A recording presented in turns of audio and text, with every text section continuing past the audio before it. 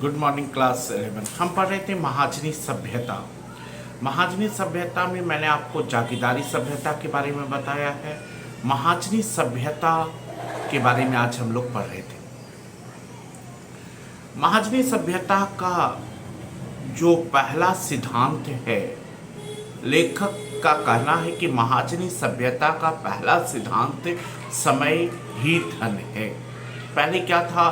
पहले समय ही जीवन था और अभी समय ही धन है।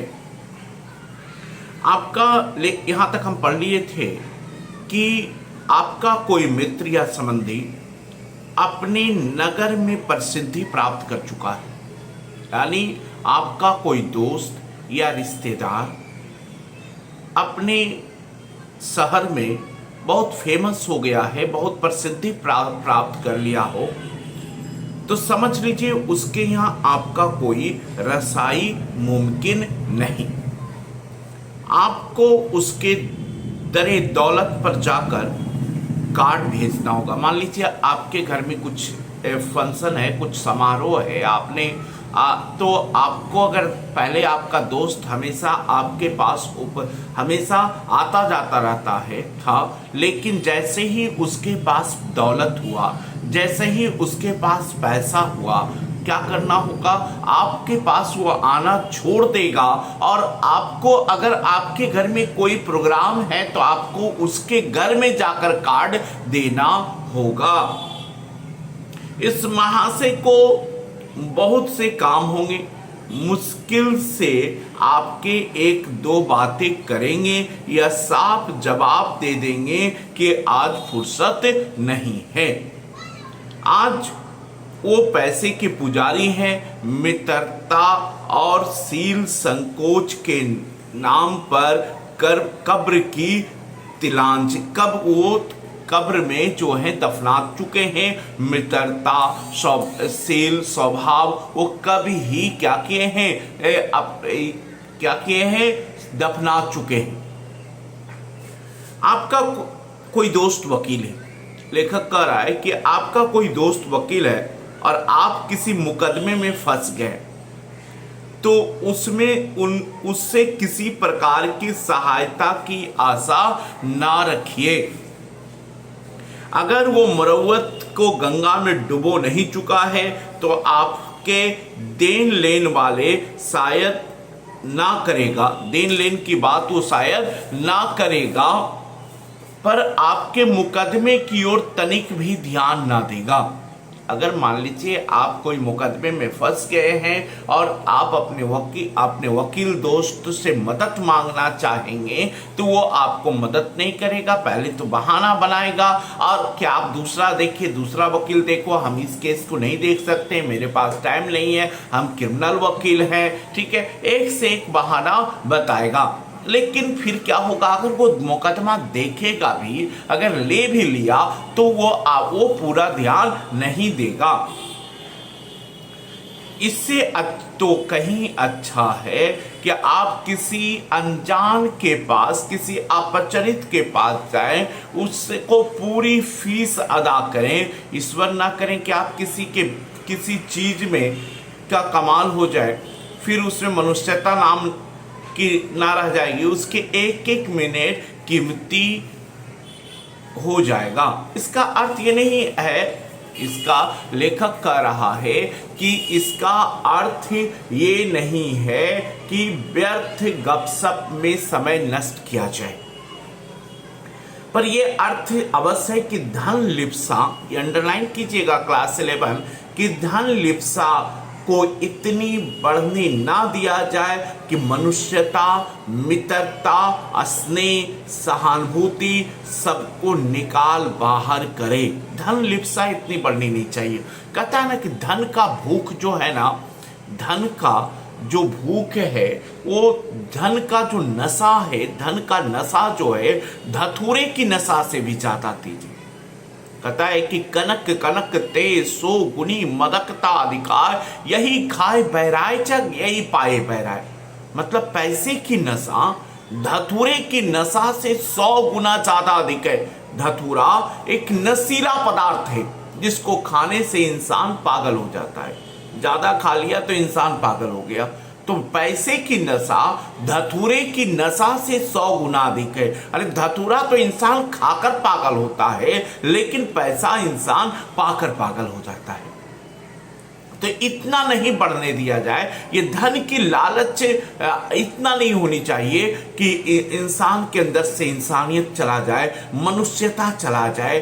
क्योंकि धन जो है ना, एक शराब की नशे की तरह की लत है। जैसे जैसे शराब पीने के बाद नशा होता है ना, उसी तरह धन पाने के बाद इंसान के अंदर बुराई आ जाती है।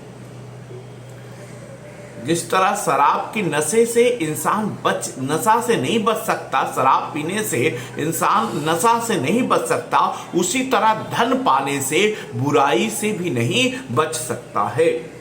पर आप उन पैसे के गुलाम को बुरा नहीं कर सकते।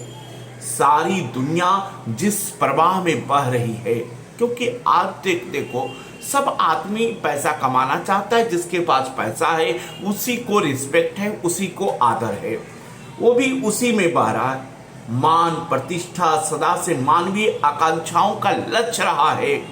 जब विद्या कला मान प्रतिष्ठा का साधन थी, जब पहले जमाने ये थे, आज से 200 साल 400 साल पहले का ये बात था कि जिसके पास इल्म रहता था, जिसके पास एडुकेशन रहता था, जिसके पास कला रहता था, जो धनुष चलाने में बहुत तेज था, ठीक है, उसको लोग बहुत इज्जत करते थे, बहुत रिस्पेक्ट करते थे। जिसके पास ताकत थी, जिसके पास बल था, जो कुश्ती अच्छा से लड़ सकता था, जो धनुष अच्छा से चला सकता है, ठीक है, जो निशानेबाज है, जो गा अच्छा से सकता है, जो हारमोनिया अच्छा से बजा सकता है, तो पहले लोग ये सबको बहुत इज्जत करते थे। इल्म वाले को, कला वाले को, हुनर वाले को लोग बहुत पसंद करते थे, रिस्पेक्ट करते थे, सम्मान होती थी। लेकिन आज तो क्या होता था, पहले लोग विद्या सीखते थे, हुनर सीखते थे, कला सीखते थे, लेकिन आज जिसके पास पैसा है, जिसके पास इल्म है, चाहे वो अंगूठा जिसके पास पैसा है, जिसके पास धन है, चाहे वो उसको अंगूठा छाप क्यों ना हो, चाहे उसके पास कोई इल्म क्यों ना हो, कोई कला क्यों ना हो, लेकिन धन तो है, पैसा तो है, दौलत तो है, तो उसी को इज्जत आज समाज में मिलता है। कहानीकार लेखक लिख रहा है कि उस समय लोग उन्हीं को अर्जन अभ्यास करते थे। अब धन उसका एकमात्र उपाय है, तब मनुष्य मजबूर है कि एकनिष्ठ भाव से उसी का उपासना आराधना करे। वह कोई साधु महात्मा और सन्यासी उदासी नहीं, वो देख रहा है कि उसके पैसे में जो सौभाग्यशाली सफलता की कठिन यात्रा पूरी कर सके, वो उसी राजमार्ग के पथिक थे जिस पर खुद चल रहा है।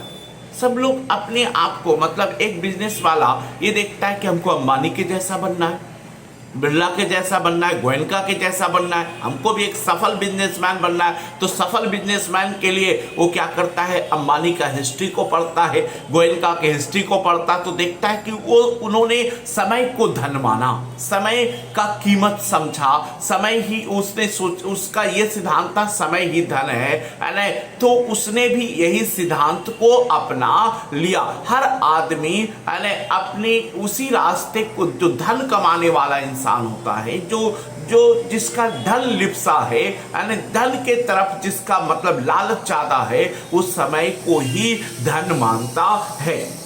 समय धन है एक सफल व्यक्ति का, वह सबकी इसी सिद्धांत का अनुसरण करते देखता है, तो उन्हीं के पद चिन्हों को वो भी अनुसरण करता है।